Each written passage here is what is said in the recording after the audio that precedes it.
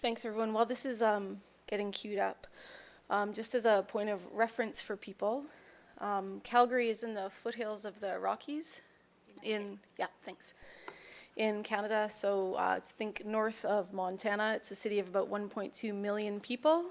And just so you know where it is. Tanya mentioned this is a participatory budgeting exercise.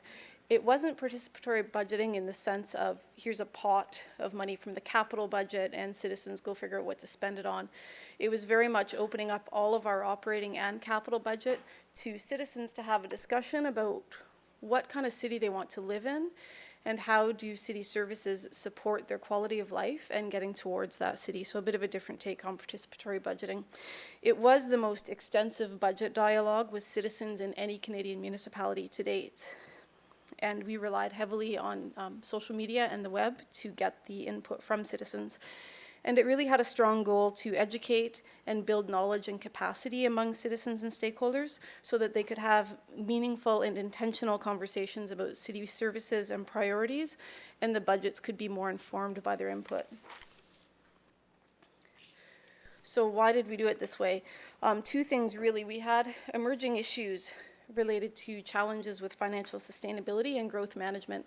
So we knew as a city we couldn't continue to provide services the way that we always had just by adding more resource and more people as the population of the city grew.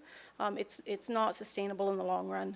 And also we had a new council. About half of our elected officials were new members of council brought on in the last election. And they very much had a new perspective on getting a citizen voice in the budget. There's a quote from our mayor, had Nenshi up there, and the dude's got it going on. I totally agree with what he was talking about. It's the 1.2 million Calgarians that live in the city every day, that use transit to get to work, that go to the public library, that use our rec centers and pools. They're the experts in how to live in the city, and we really ought to be listening to the citizens when it comes to figuring out our long-term business plans and budgets. So the approach we took was a three-phased one. First of all, we talked to citizens about what's the information that they need and what are the tools that they would like to use to be able to participate in the conversation.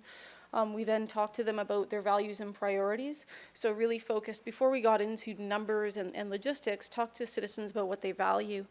And then from there, we got into the making choices that matter, and that's where we really introduced trade-offs and asked citizens to prioritize.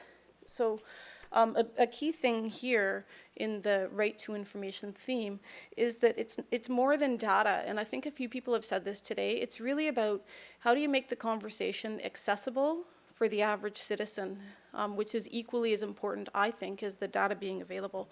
People need to have the capacity just to participate in the conversation. So how did we do that? First of all, we had a strong emphasis on plain language. We really had to write down a lot of the information, and because we tend to talk as professionals at the city more at a university level, so we had to take a lot of our information and write it down so that it was accessible to citizens regardless of their background or knowledge levels. We advertised a lot. Some of the city departments have used market segmentation for citizens, so they knew a lot about what were the motivators behind some citizens participating, and how could we access those citizens to push information out across multiple market segmentation areas. And then also the city and the mayor both have a strong social media presence. I think right now our mayor has about 90,000 followers on Twitter, and the city has maybe 45,000. So we worked through our corporate city channel, but also used the mayor a lot to push our message out. Also with social collaboration, so we had Facebook and Twitter, we also used Budget TV.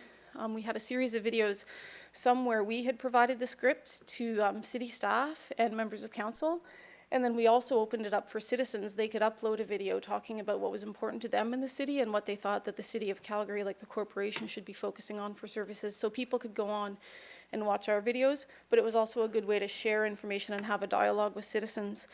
We also had an app that, interestingly, I think it had about 1,400 downloads.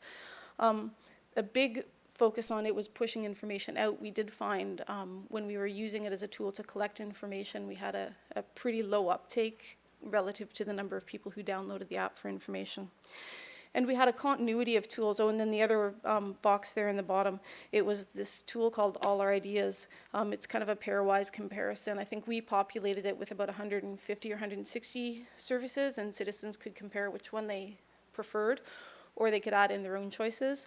And at the end of the day, I think it had about 1,600 services, so it just grew exponentially with citizens providing information. And we had a continuity of these tools. We used them at the beginning to get information from citizens, and then as we got to the prepared business, or the proposed business plans and budgets, we used the same tools to push information out to citizens and continue that dialogue. We also had a budget simulation tool. So on this, you could go online on a desktop or a laptop, or we had an app for this as well, where you could go on and get information about city departments. You could choose a department, so in this case, transportation. There was an overview of what the department did. It broke it down into business units. We had the business units net budget there. For each of the business units, there was a brief paragraph on what that business unit did. So for example, our roads business unit, you could go in and read all the things that they do.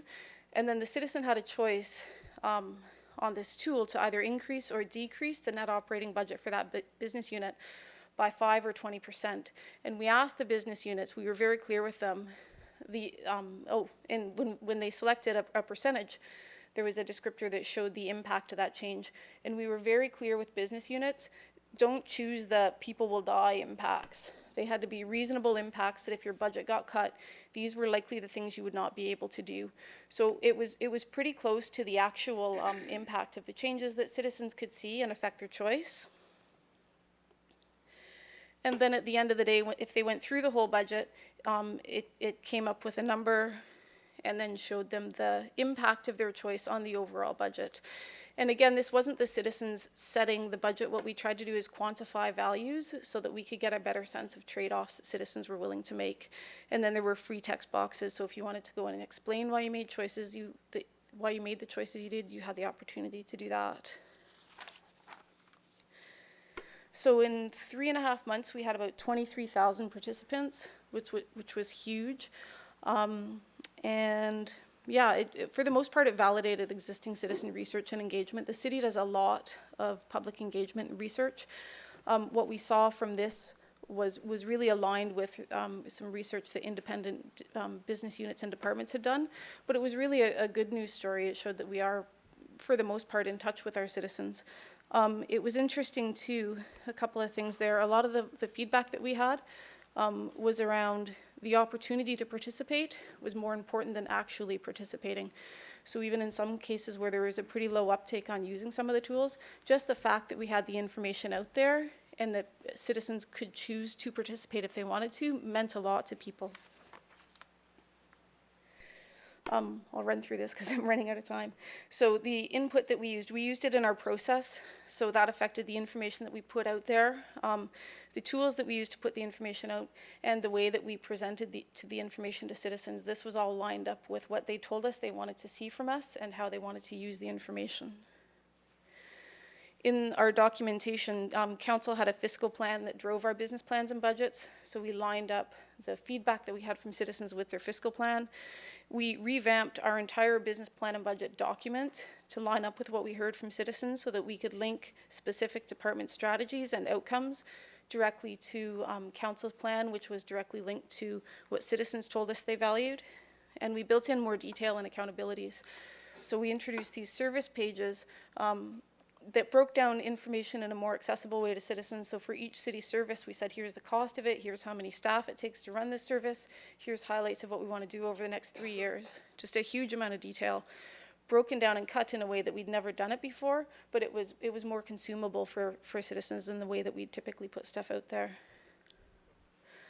And then we also put together a citizen summary, because when people wanted more detail and transparency, we ended up with about an 800-page business plan and budget document, and I totally agree that nobody's going to read that.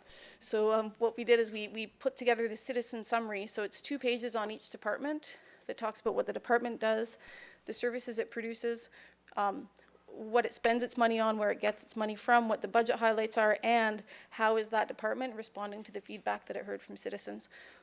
Also in the citizen summary, there's information globally on the corporations or funding sources and breakdown of taxes and other information just about the process of business planning and budgeting that citizens told us they wanted to hear. So did it work?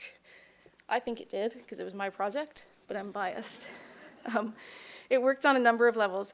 One, it did help us shape the 3-year plans and budgets, absolutely. Secondly, it had in the longer term, it built capacity in our citizens to be able to have the conversation with us. So it built capacity, and it also built knowledge, and it built trust of the city that we actually were open to receiving feedback, and that we were going to use that feedback when it was given to us. And that it also, I think, started a shift in how the city works.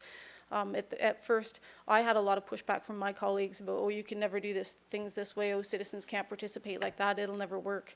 And it really started a sea change in attitudes at the city about being open, and it's not as painful as people think it's going to be.